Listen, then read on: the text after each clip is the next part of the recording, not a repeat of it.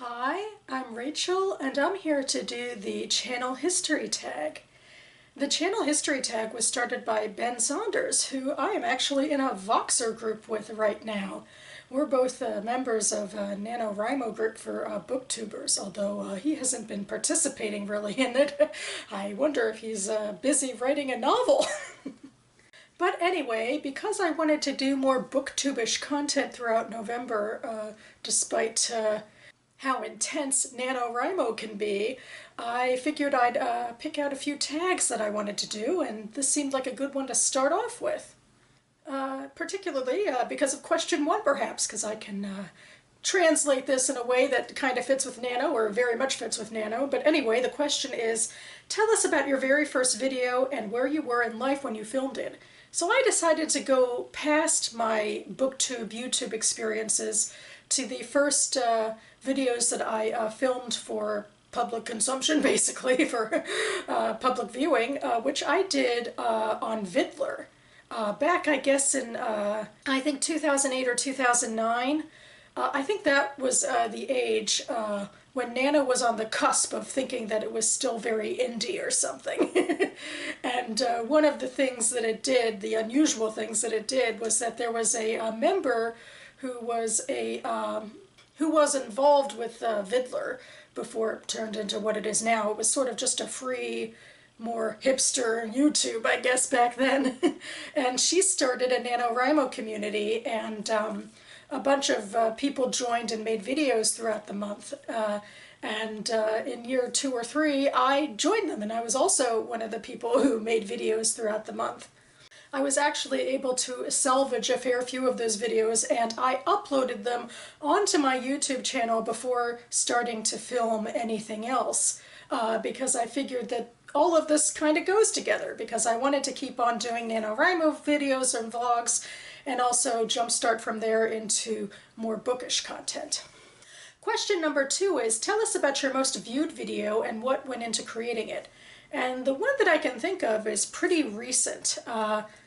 It was my response video to the BookTube Prize, which I suppose isn't that surprising to me. I'm what I call a small fry booktuber. I do not have a lot of subscribers. I don't get a whole lot of views.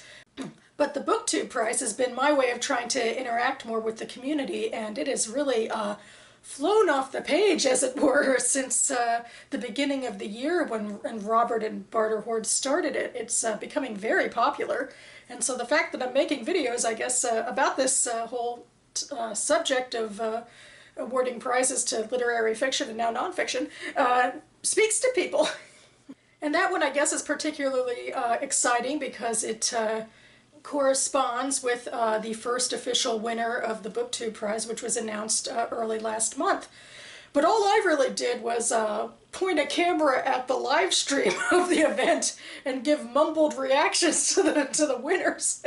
That being said, I also was involved in an unofficial reading schedule for the BookTube Prize, where I've read and reviewed 12 of the finalists and made my own shortlist, and so I talked a little bit about that at the end. I don't know if that interested people as much. I think we all just sort of like to bask in the glory of the BookTube Prize. I'm really so excited to be an official judge next year and continue with this. Question number 3 is, tell us about a video you were most excited about when you finished it. And again, I guess I have a pea brain or something. I'm staying very recent. I really like making these videos overall. The vlog style videos where I go to bookish events, usually book festivals, and film them. A little over a year ago, I really did enjoy making my San Diego Comic-Con bookish content video. That was a lot of fun. And in that vein, my most recent National Book Festival video, well, I took a lot of changes with that as well, and I made it more like the San Diego one, where I was able to feature more content with authors. I mean, all I did was attend panels and, film them talking. I also try to get a lot of B footage of, what's going on around town, as it were, but I tried to interdisperse the two a little bit more this year, the same way I tried to do at the Comic-Con one. And I picked some new music to do it, and I tried and tinkered with a few new ways of editing and putting the music and the clips together so that I could have the music over everything but not drowning out the sound of the talking. Anyway, none of this stuff I'm talking about is really rocket science, but I was excited to go ahead and put it all together and show you a little something of my experiences. Because I really love, cons and fests and that sort of stuff. Question number 4 is, tell us about a point in your booktubing or author-tubing career that was particularly challenging for you, creatively or personally. And the time that sticks out the most to me is a little over 2 years ago, around the time that my cat Leia was getting sick, and she went downhill pretty fast and died about 2 years ago in October. I had been featuring her a bit on these videos beforehand, and of course I'd had her for 7 years before that, and I loved her, and it was just such a hard time. And weirdly, at that time, I made my first video that I thought would be a little controversial about the Merchant of Venice. I don't know, maybe it was distracting me from the end of her life or something. And the video I made right after that was the bereavement video about her passing, which also got a lot of views, but I think things that are highly emotional like that often do. But yeah, that was the most difficult time I've had on BookTube and AuthorTube. Question number 5 goes to tell us about a moment in your BookTube or AuthorTube career that was a high point for you or something you're particularly proud of. And well, to go back to the BookTube thing, I'm glad I stuck with my unofficial project for most of last year of reading and reviewing the books and making my own shortlist. I also made a reaction video to the official shortlist that I had a lot of fun doing. I think getting involved with the BookTube Prize is really going to be my huge highlight of the year. The other huge highlight, I think, is happening right now, because I'm just so thrilled to be part of a Voxer community, and I'm talking with a bunch of booktubers I rarely ever talk with, and just feeling more part of the community that way from the author-tubing side. So yeah, these are my high points. Question number 6 is, tell us an aspect about being a content creator that you had to try really hard to get good at or you're still struggling with. And I think for me, I think it's still, well, being able to talk continuously without having to do jump cuts and edit myself all of the time.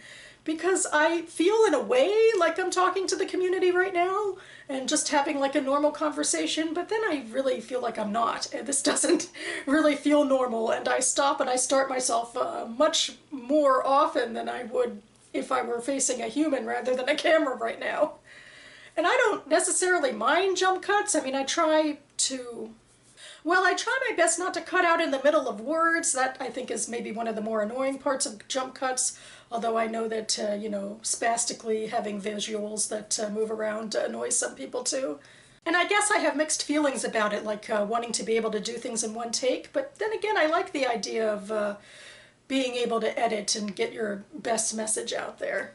Though again, it's interesting to be on Voxer, especially when I'm doing vocal messages. I don't get multiple takes, but that feels different too than because I'm in a much more specific conversation with people than me and the camera and putting it on publicly for everybody.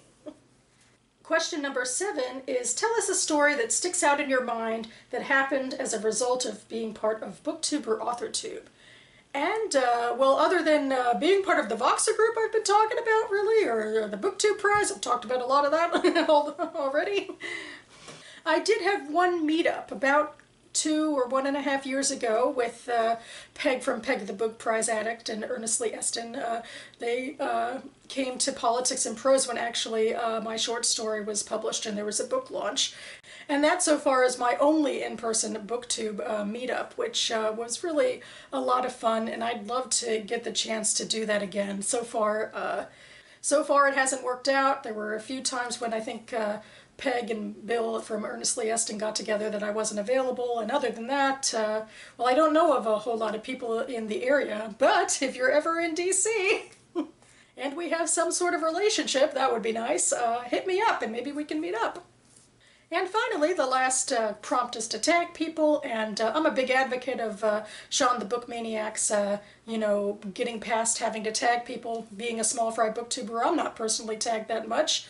And in that vein, I feel like I also don't have a big pool of people to choose from when I have to get to tagging people. But at the moment, I guess I do. Perhaps the other people in the Voxer group, like Steve, who's already done this tag, or Britt and Britta and Mark Richardson, and Regina and Matt. And J, I think that's pretty much most people who have been talking the most throughout this whole thing on the Voxer. So you're tagged. So that about covers it for me now. I'll leave links down to all the BookTube videos I mentioned down below.